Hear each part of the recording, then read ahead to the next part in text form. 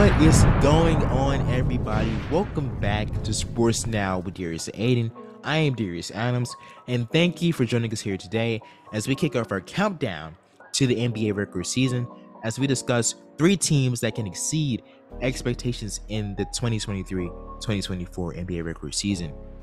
Over the course of the offseason, a lot of trades, a lot of moves have been made, and plenty of expectations have been set. And here are my couple of teams I believe that can overachieve this season. And my first team has to be the Houston Rockets, who finished 14th in the Western Conference last year, one of the worst teams in the association. They were 28th in points per game last year at 110 points per game. And there are three big moves over the course of this past offseason. Were they hired Ime Udoka, the former Boston Celtics head coach. They drafted Amen Thompson and Cam Whitmore, two young athletic guards, and they also signed Fred VanVleet, the longtime Toronto Raptor, and Dylan, the Dylan Brooks from the Memphis Grizzlies. I think the Rockets are projected to have the biggest leap out of any 30 NBA teams this season. I definitely see them in the playoff picture this year, whether it's in the play-in tournament or just getting a lock in the playoffs this year, and a competitive Western Conference, might I add. I think that the addition of Fred VanVleet is a huge plus because I believe he provides plenty of mentorship, plenty of guidance and wisdom to their three young guards, and Amen Thompson and Cam Whitmore, the two young rookies, and also Jalen Green as well, who I believe who is set for a very, very big leap here. I believe the hiring of Ime Udoka had to be the number one priority for the Rockets this offseason. Last season, we saw how dysfunctional that Rockets locker room was, and that had to be with the immaturity of those young guys. Of course, you had Kevin Porter Jr., Jalen Green, Jabari Smith. It wasn't a lot of veteran presence in the locker room, and for a young team of that magnitude, you have to have a guy who can captivate that locker room, and I do believe that Steven Silas wasn't the guy. He was put into a very, very vulnerable situation, and it just wasn't the time for him in Houston. And I think Ime Udoka, who has experience as a head coach, who captivated that locker room in Boston with Jason Tatum and Jaylen Brown, who got to the finals, I think he can easily change the vibe and change the culture in that locker room. And he sets a certain level of expectation for this team. And we can expect immediate success for the Rockets. And right now, Ime Udoka has to be my front runner for Coach of the Year. If the Rockets even scratch the surface of the playoffs in the West, I think that's a big enough storyline for us to give Ime Udoka that title as the Coach of the Year for this upcoming season. I believe the addition of Dylan Brooks as well was like an A+ signing. And contrary to popular belief, he's a solid defender, guys. And he provides competitive spirit, as we know. Probably too much, might I add. I mean, he provides a chip on the Rockets' shoulder, and I think this is the first time in years that Houston has had like that dog. But also, I have to touch on this young brother in Jabari Smith Jr. We saw what he did in Summer League in those couple of games. He dominated the opposition. And last year, he put together a very, very solid rookie campaign. I expect him to build off of that. He is a straight-up stud. He can stretch the floor. He is a great rebounder for his age. I mean, pairing him up with Sengun at the 4 and 5 position, I think that's a deadly young backcourt. I think the more reps they get, the more success they will have. The Houston Rockets will be a playoff team this year. Count it. Book it. No cap. On God. On God, no cap. My next team has to be the Orlando Magic. Now, guys, the Orlando Magic have not been to the playoffs in like 3 years, I believe. Last year, they finished 13th in the East. They finished with a record of 34 and 48. They also finished 26 in points per game at 111.4. My three big takeaways from the offseason were they kept the majority of last year's roster. They drafted Anthony Black and Jett Howard in the first round of this past year's draft. And their big signing was Joe Ingles for 2 years, $22 million.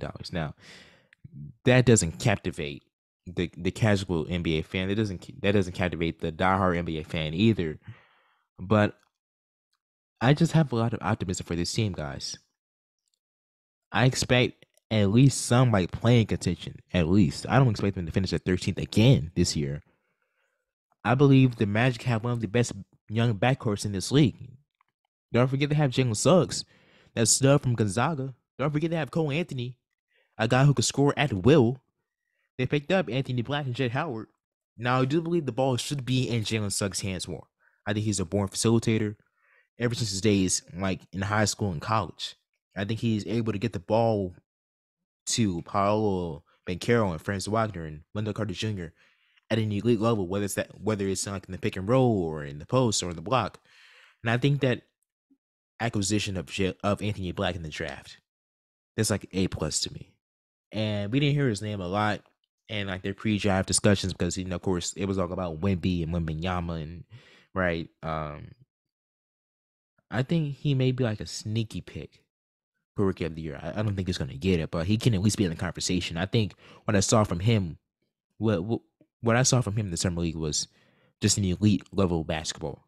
To me, when I think of him, the word that comes to mind is relentless. He's a relentless scorer. He's not afraid to attack the rim, and I believe he showed incredible potential throughout that summer league period in Las Vegas. And also, their other draft pick, Jett Howard, right? I think he's a sniper. He will be great in pick and pop situations. I think he's in a great position to develop as a spot up shooter as well as a facilitator, knowing that the young talent he has surrounding him. This season will be a stepping stone for the future for the Magic. This season will set the precedent, and it will be the example for like the next 5, 10 years. The time is now for the Magic.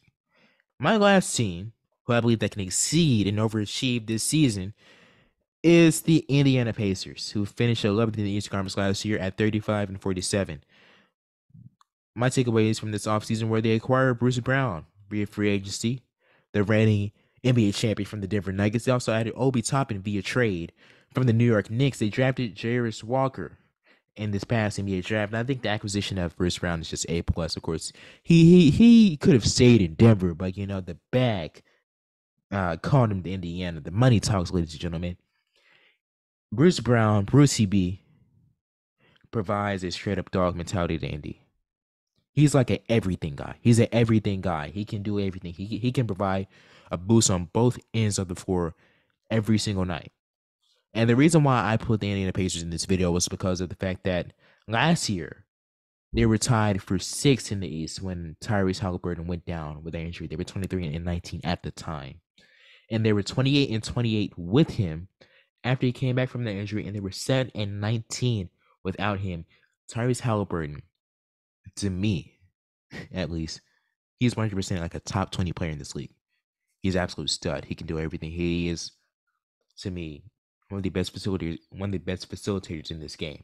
When it comes to playmaking, Tyrese Halliburton is that picture in the dictionary right next to CP3. And I believe the addition of Obi Toppin as well is very beneficial for this team. I believe that the Knicks never really used him to his full potential. Because you look at that Knicks team at the time, you had Julius Randle pretty much racking up all the touches. You had Mitchell Robinson. Obi Toppin just really didn't have the opportunity to like really prove his worth in New York. And I think it just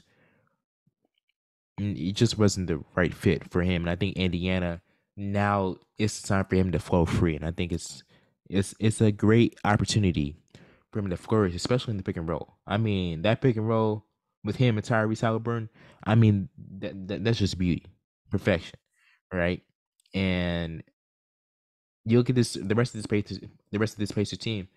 He has some studs, man. Miles Turner, who has been in trade conversations ever since like his rookie year. You have Buddy Hield, Benedict Mathurin, Rick Carlisle as your head coach. I think right now, especially considering the lack of parity in the Eastern Conference, the Pacers can easily get into the playoffs. Like I mentioned, like me and Andy mentioned last episode, the two real contenders in the East are Milwaukee and Boston. Outside of that, there's no other reason to discuss anything at this point. The Indiana Pacers can easily be like a 4th, 5th seed to me. They have enough talent. If Tyrese Halliburton stays healthy, the Pacers will be in the playoffs. The Pacers go as far as Tyrese goes. Point blank. Period. Yeah, that's pretty much all I have to say about the Indiana Pacers.